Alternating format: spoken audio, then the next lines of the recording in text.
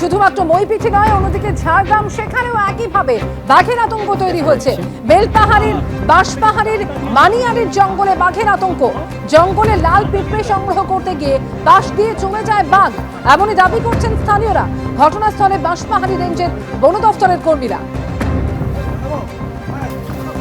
অমিতাভ রাত এই মুহূর্তে রয়েছেন আমাদের সঙ্গে। অমিতাভ, বেলপাহাড়ির বাঁশপাহাড়ির মানিয়ারির জঙ্গল, সেখানে বাঘের আতঙ্ক তৈরি হয়েছে, ঠিক কি বলছেন স্থানীয় মানুষ? অমৃতা, নতুন করে আবার ঝাড়গ্রামের বেলপাহাড়িতে বাঘের আতঙ্ক। আজ সকালবেলায় স্থানীয় মানুষের যেটা দাবি, বাঁশপাহাড়ির মেনিয়ারটি গ্রামের বাসিন্দাদের যেটা দাবি, তারা যখন সকালবেলায় জঙ্গলে লাল পিঁপড়ে সংগ্রহ করতে যায় এবং কাঠ সংগ্রহ করতে যায়, সেই সময় তারা বাঘ দেখতে পান বলে তারা দাবি করছেন। এরপরই বন দপ্তরকে খবর দেওয়া হয়। বন দপ্তরের লোকজন এই মুহূর্তে এলাকায় পৌঁছেছেন। এর কিছুদিন আগেই বেলপাহাড়ির শিমুলপালে এবং বাঁশপাহাড়িতে উড়িষ্যা থেকে একটি বাঘিনী চলে এসেছিল। আবার নতুন করে বাঘের দেখা পেয়েছেন বলে স্থানীয়রা দাবি করছেন এবং বন দপ্তর যথেষ্ট চিন্তায় আছেন যে একের পর এক বাঘ কোথা দিয়ে ঢুকছে।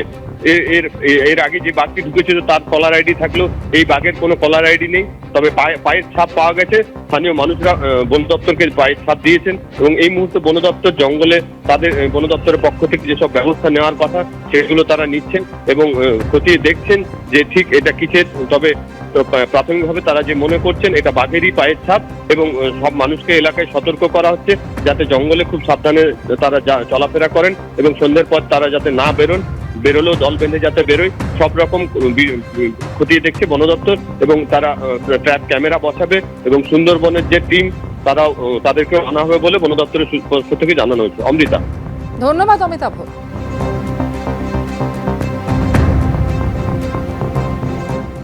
পরের খবরে আসবো। মঙ্গলবার মকর সংক্রান্তি, মনস্কামনা পূরণে গঙ্গাসাগরে পুণ্যার্থীদের ভিড় জমতে শুরু করেছে। সাগর স্নানের পাশাপাশি কপিল মুনির আশ্রমে পুজো দেবেন তারা। গঙ্গাসাগর মেলা উপলক্ষে নিরাপত্তার চাদরে মুড়ে ফেলা হয়েছে মেলা চত্বর এবং আশপাশের এলাকাও। একাধিক পুলিশ ক্যাম্প তৈরি করা হয়েছে।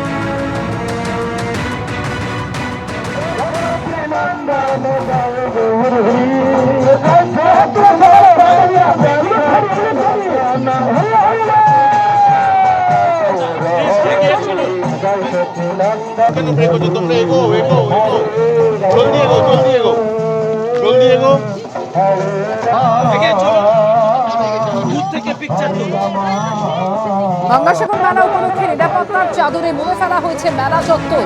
একাধিক পুলিশ ক্যাম্প তৈরি করা হয়েছে। আকাশপথ এবং জলপথে চলছে নজরদারি। উপকূলরক্ষী বাহিনী, এনডিআরএফ, সিভিল ডিফেন্স ছাড়াও প্রস্তুত রয়েছে ভারতীয় নৌবাহিনী। এবারও গঙ্গাসাগর মেলায় এসেছেন প্রচুর বিদেশি। ইসকনের মাধ্যমে এসেছেন 21টি দেশের 80 জন ভক্ত। এদের অধিকাংশই মহিলা। বর্ণাঢ্য শোভাযাত্রায় রঙিন হয়ে উঠেছে সাগর তট।